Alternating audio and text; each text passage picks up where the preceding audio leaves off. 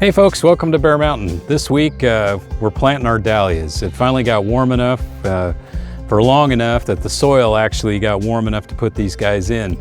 Now many of other people, like our commercial growers, are like Swan Island dahlias, where we purchased our dahlia tubers from this year. They're just getting theirs started to planting too, and they're about 80 miles up the road from us. So we figured, well, it's a good time to do it. So this year we bought a whole bunch of new varieties. No. Well, they're new to us. No. They're old varieties. All of these varieties we've grown in the past. Okay, except Cheerful. That's a bonus one that they sent us. But yeah. We've grown all of these. I have pictures of all. See, my memory's faded. I don't know. Sorry, dear, but it's new, another year new. Yeah, actually, we have grown so many varieties of dahlias. I think at our peak, didn't we have something like 135 varieties? Yes. Something like that. See, I got that number right. Right. It's right in that, maybe 140, but... Yeah, and years ago when we were a small commercial grower, we were planting in the neighborhood of 4,000 of these guys a season, and now we're down to 21. This year, I chose fallish colors. I mean, there's some light colors, but there's no bridal colors. So what you mean, it was more like reds and yellows? Dark saturated colors that should be glorious in September. You know, when these will be coming on, I mean, they probably will start in July, but... Now the style of most of these, though, we're not really doing dinner plates, right? No dinner plates. So not the big, huge ones. Nope, so we're talking about what size bloom? About like 3.5 inches. Okay. Your standard decorative. And you got a couple of ball ones too, right? Oh yeah, and there's quite a few ball ones, and then I love the little heads, the tiny ones. Oh, the miniature size? Yeah, yeah, what do they call them? Pom-pom or something like that? Thank you. Yeah, can't remember the exact name. Yeah, I brought in a bunch of those because they're fun. And for me, growing, since I'm not growing for anybody, that's all about the fun. Yeah, so what we're gonna try to do then is create in this bed right here. It's about 12 feet long by about 4 feet wide. So the main focus is going to be dahlias, but then around the edges we're going to put in other stuff. We're going to put in some of our own petunias and some marigolds and some smaller stuff. Yeah. That'll just kind of fill in around the feet, right? That's kind of the plan. So we were talking about, how to set it up in the box and maybe like go into the center of the box, put the tallest ones, and then to the outside put ones that were a little bit on the smaller side. So we got one that's 5 feet, 5 foot. And then we got several that are 4 foot to 4.5, right? 4.5 foot. We got 4 of them, and about 6 that are 4 foot, and then I've got like 3.5 feet, and 2 that the 2 small head ones are just 3 foot. Okay, so they could be like up front in the center. Okay. So I'm thinking we got to space these guys, since we're not going for max production. I know like when they're growing them commercially and they're putting them in a row, they'll plant them, the rows kind of far apart, but the actual within the row will be somewhere around 12 to 16 inches. That's what we did. And so what I'm thinking with this is if we can stay within that like 16 inch or so and not really put it in kind of sort of a row, but more like trying to get a drift look, right? Right. Okay, so why don't you walk us through the varieties and give me the first one, and then we'll put them in. Now, when we plant these guys all have eyes on them, so that's an important thing when you guys get your dahlias tubers. Now, sometimes these things are really obvious. So when you're looking at like this one, you get a tuber that looks like that, you go, well, yeah, it's already sprouted. Yeah. And you can kind of see that I can never see, and now I can. Definitely an eye.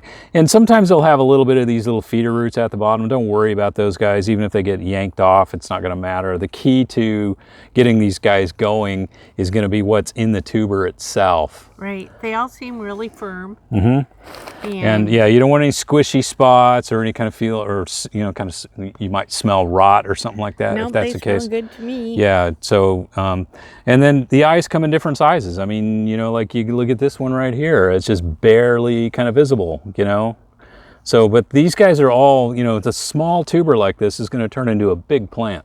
Right. Like, the one I was, like, Cheers, this guy right here is going to be a 5-foot plant. We don't know anything about that one. But, for every so many dollars I spend, I got a free one. And right. That's the free one. It's supposed to be a watermelon color. Yeah. We've always been really pleased with the Dahlia tubers we've gotten from Swan Island. I guess if you're looking, from an expense standpoint, they're not the cheapest, but they have a great selection, and their quality when they ship. They're very conscientious people, so they're not going to ship you Dahlia tubers in February if you live in North Dakota. That's just not going to happen. In fact, they were supposed to be sent the first week of April. Right. And they sent a message that said they would not ship till the 20th of April, because like he said, they're 80 miles north of us, and it's too wet there, so it's too wet for us. I mean, literally, we're just south of them, and our soil was too cold and too rainy. And I saw a video from Swan Island this morning, and they're out dancing in their field in bare feet going, it's time. So that's why we're planting. Yeah. Okay, so why don't you walk us through and give me the biggest one, I guess, is Cheers. So I guess I should lay that one out first. Right. So I thought maybe what we'd do is we'd lay them out before we actually dig them in, so that I would actually know where they are. And they provided tags with each one too. That's really cool. Yeah. Well, that's something new. The tag for Cheers. Okay. Coral watermelon, and it says 5 foot. Yes. Okay. With what size blossom? It's a 3-inch blossom, roughly. So, and I guess it's probably a decorative style. I guess. It's new to me, and I won't have a picture unless I take it off. So I'm thinking like tallest in the back, that, and then move towards the front. Yeah. Or that way, or should I put tallest in the center? No, I liked your idea of kind of a drift down to the front. Okay, so we'll put this guy here.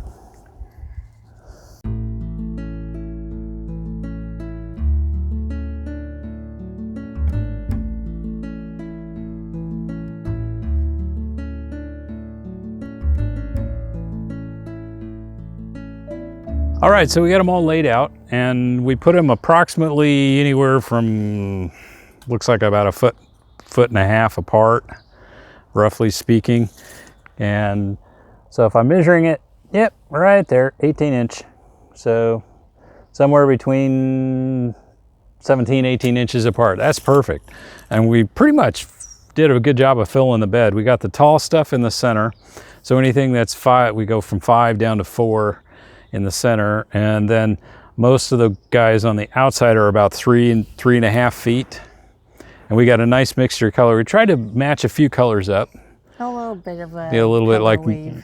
Like keeping the purples and sort of, but yeah, kind of together. And then any like the like I said, the smaller ones, the palms, the smaller blooms, we put those guys on the outside. They're the shorter of the varieties, and yeah, they have 1 and 1/2 inch to 2 inch bloom size, so they're really on the small, and they could get lost in the leaves of everybody else. Yep.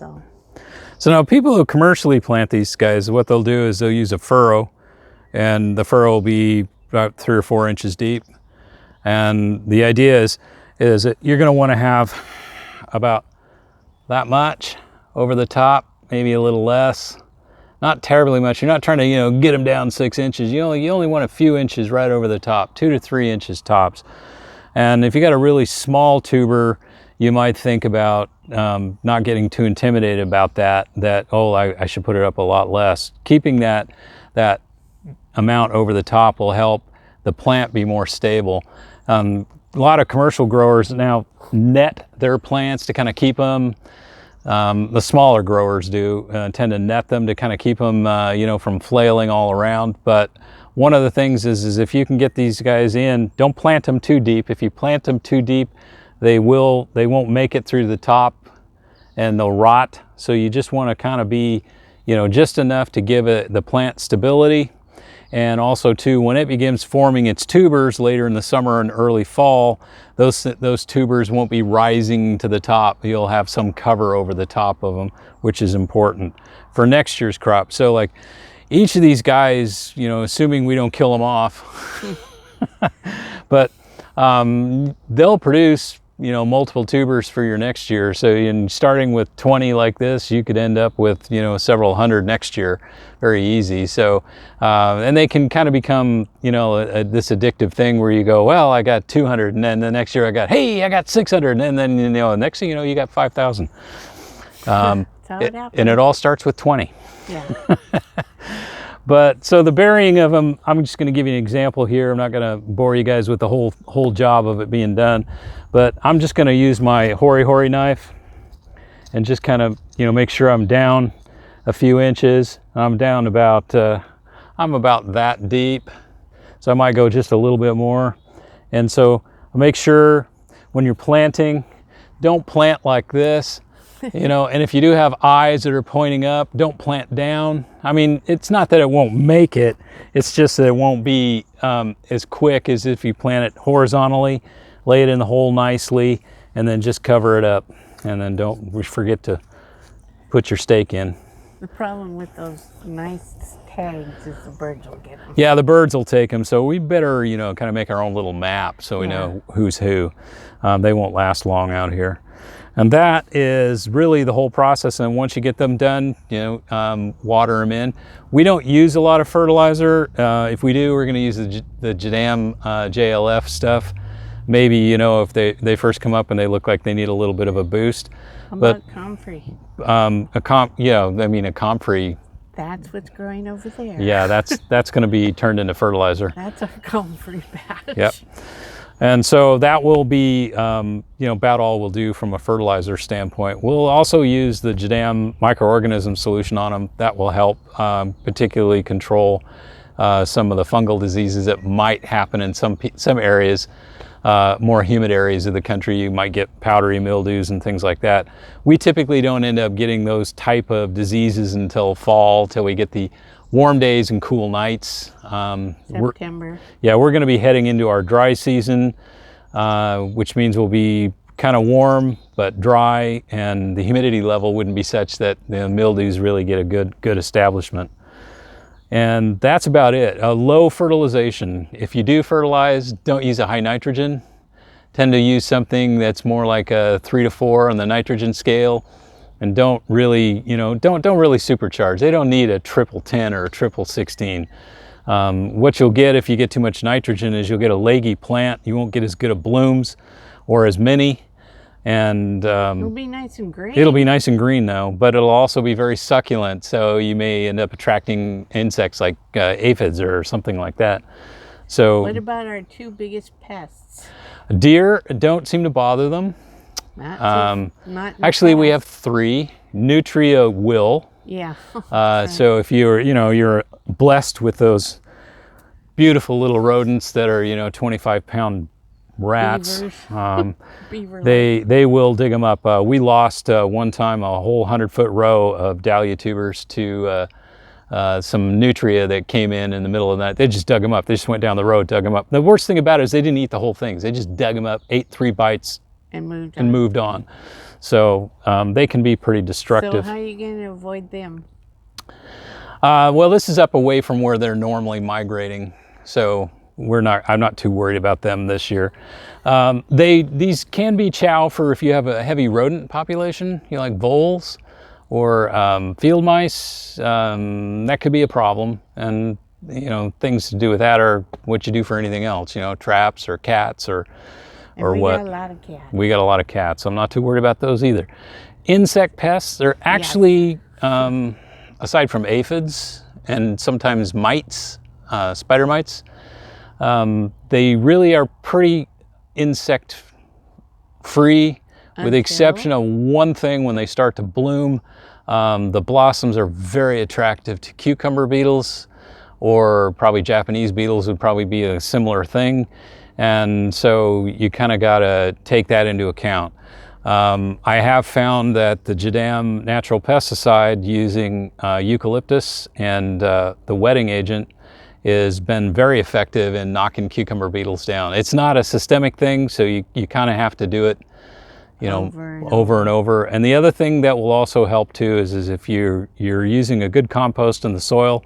This has a good compost in it. The plant will be stronger. Stronger plants tend to resist better. So the other thing is that cucumber beetles seem to be attracted to very light colors. Yeah, they'll go for the whites for sure. And this is mostly dark colors, and they don't seem to attract as much to balls, although that's not completely true in the past, but I picked the dark colors because they're less susceptible to the cucumber beetle. So, yeah, I mean, it's one of those things where you kind of got to use your judgment on it. And I mean, if you're using regular commercial insecticides, I don't even know if they make it anymore, but a lot of folks used orthene, which is a systemic, and it's a pretty nasty pesticide, but it's very effective at killing off the cucumber beetles. But we're not using that. We haven't for what, 15 years or No, so? we sprayed it when we first started, and we noticed that whenever we went out in the dahlia patch, because we had to spray it a couple times during the course of the year, the growing season, because as the plants would grow more, it was still active, but it only really had a good active life of maybe about 3 or 4 weeks. So sometimes we'd have to spray it a couple times during the season. Even though it was a systemic, it wasn't necessarily super long acting. And cucumber beetles for us will go basically from about the end of June or first part of July until frost. Right. So they don't go away. Once they start to hatch, they'll have multiple generations during the course of the season. They kind of come in waves, though. Yep. So you might get a reprieve for a few weeks, and then there's a new group. And what we try and encourage is predators for the cucumber beetle, like the parasitic wasp. Yep. And what's that other one? They'll eat the larva. Right. Yeah. And then towards the end of the year, we look for the birds. Yeah, starlings actually do. Starlings do. I know people hate the job. things, but boy, when they come in, we tend to get. They basically swarm in flock, and so we'll see them just going in between the rows, and they'll actually knock down cucumber beetles pretty good. But and then the other thing that we have noticed in the past, and so we're hopeful again this year, is our surrounding fields have changed what they're growing, and that seems to be more beneficial to us for growing these. Like some of our major fields now grow filberts, or hazelnut trees. Right. And what's the other thing they grow? Well, let's see. They're growing a lot of brassicas, like radish seed for sprouts, and mustard, and mustards, and clover. Yeah, there's lots and of clover growing around it. It's the Oregon annual ryegrass was kind of an intermediate in which the larvae, the cucumber beetles, would really feed on.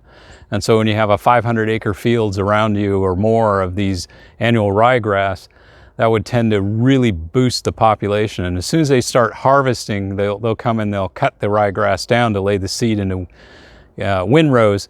And that's when the cucumber beetles would they would mature and they would fly out looking for new food. And we were on a natural migration route. Yeah.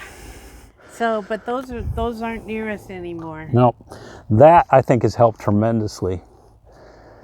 So maybe we won't have as many, but we will do the Jadam insecticidal solution.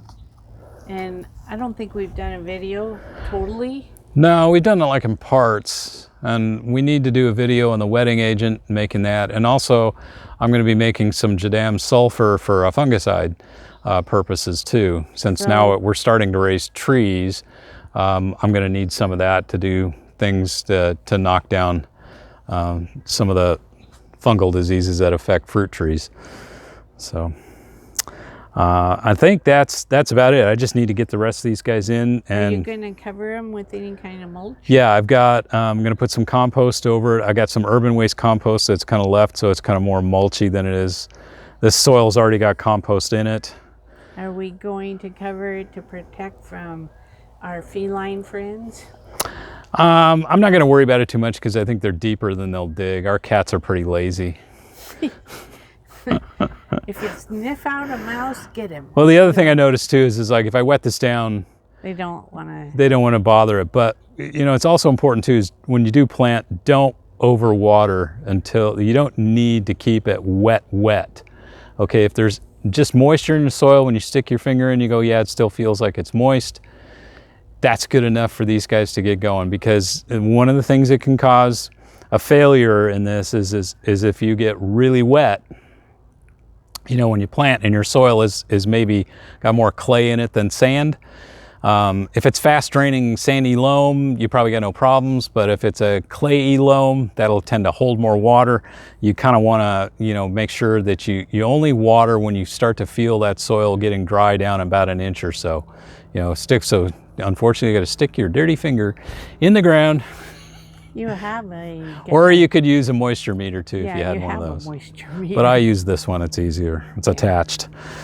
And that, I think, is about it. These guys are really pretty labor free once they get going. The worst, you know, the most labor that people put into dahlias is harvesting them in the fall, digging them up and splitting them, you know. And some people don't divide until spring. Other people divide in the fall and just store it. I mean, you can go either way, but that's been kind of seems to me the hardest part, because in our climate, that's kind of like some of the worst weather is starting in late October. You know, once the frost has knocked these guys down, well, that's also the time it's also like 40 degrees outside and wet, and we would have to dig these guys out of the ground and then gently wash them off or run them through kind of like a tray of water to get any extra soil that we couldn't just shake off. And that was at the end of the year where you're already tired. Yeah, and you're cold. Tired and cold and wanted cold. And using a hose with water wasn't fun. Yeah. But this is kind of a sandy soil up here, so I'm not looking for that kind of problem. And it's only 20, so we're good. Any other thoughts before we move on? No, I'm just excited that we're gonna give it another try, and hopefully nobody comes in marauding at night and eats them. Yeah, well, I think we'll be good. And these, I know all of these except for the Cheers one, so I can imagine, and I'm going to kind of figure out, you know, to get my zinnias and stuff started, how they'll work together with the dahlias in terms of color. Yeah. So I'm excited about that. Okay. So thanks for watching. And as always, stay safe out there. We'll catch you on the next video. Bye-bye. Bye-bye.